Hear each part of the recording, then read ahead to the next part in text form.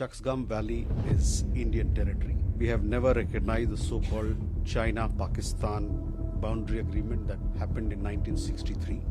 जम्मू कश्मीर की शख्सगाम वैली में China Pakistan economic corridor के जरिए अपना इंफ्रास्ट्रक्चर मजबूत कर रहे हैं और हमारी मिनिस्ट्री ऑफ एक्सटर्नल अफेयर्स ने इसी के चलते 9 जनवरी को स्टेटमेंट दिया कि शख्सगाम वैली भारत का हिस्सा है। आप अगर मैप पर जाके देखें तो सियाचिन ग्लेशियर का उत्तरी भाग शख्सगाम से ही जाके मिलता है, तो इसकी स्ट्रेटेजिक लोकेशन यहीं से साबित हो जाती है। और शख्सगाम वैली में चाइनीज और पाकिस्तानी फौज का होना यही बताता है कि सियाचिन, लद्दाख, कश्मीर पाकिस्तान और चाइना से और बुरी तरीके से घिर जाते हैं। शख्सगाम वैली पर भारत का असल क्लेम क्या है, आइए इतिहास में जाके देखते हैं। 1947 में जब भारत आज़ाद हुआ और कश्मीर का एक हिस्सा पाकिस्तान के कब्जे में आ गया, तब इंडियन डिप्लोमेट्स के बीच गिलगित बल्तिस्तान को लेकर बहुत सारे नोट्स एक्सचेंज हुए, जिसमें इंडिया का पाकिस्तान ऑक्यूपाइड कश्मीर पे क्लेम्स डिस्कस करे गए। और इसी के बाद भारत सरकार ने एक इंटरनल स्टडी भी जारी करी जिसका टाइटल था studies on the northern frontier, जो 1951 में पब्लिश हुई।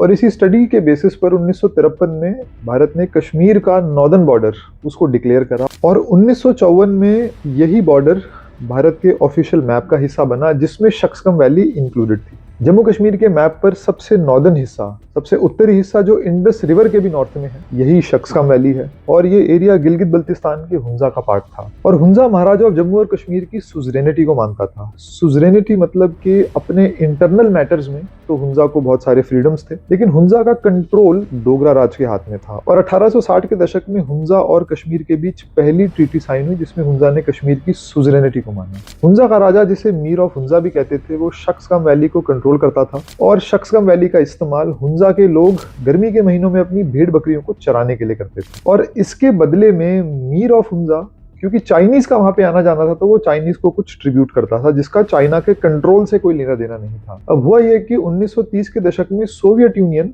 चाइना और सेंट्रल एशिया को कंट्रोल करने में लग गया और 1934 में सोवियत यूनियन ने शिंगचांग पर कब्जा भी कर लिया। और इसीलिए अंग्रेजों को लगा कि सोवियत यूनियन कश्मीर पर भी कब्जा कर लेगा। और क्योंकि वहां स्थिति ठीक नहीं थी, तो इसी डर से अंग्रेजों ने मीर ऑफ हुंजा और चाइनीज को अपने अपने बॉर्डर्स को क्लियरली डिफाइन करने के लिए कहा। मीर ऑफ हुंजा को मजबूर किया कि वो अपने जानवरों को शख्सगाम वैली ना भेजे और चाइनीज को उकसाया कि कश्मीर और शिंगचांग के बीच जो ग्रे एरियाज हैं उन पर धीरे धीरे कब्जा कर ले, ताकि सोवियत यूनियन बाहर रहे। और जानबूझ के अंग्रेजों ने मीर ऑफ हुंजा को शख्सगाम वैली क्लेम नहीं करने दिया। 1936-37 के बाद ब्रिटिश ने ट्रिब्यूटरी सिस्टम भी खत्म कर दिया, जिसके तहत मीर ऑफ हुंजा और चाइना के कुछ रिश्ते थे, जैसा कि हमने बताया। अब आज़ादी के बाद जब ये एरिया पाकिस्तान ऑक्यूपाइड कश्मीर का हिस्सा बना, तो चाइनीज ने तुरंत ही पाकिस्तानी सरकार पर प्रेशर बनाना शुरू करा कि शख्सगाम वैली को चाइना के हवाले कर दिया जाए। पाकिस्तान ने बहुत सालों तक कोशिश करी कि चाइनीज को शख्सगाम वैली ना मिल पाए, लेकिन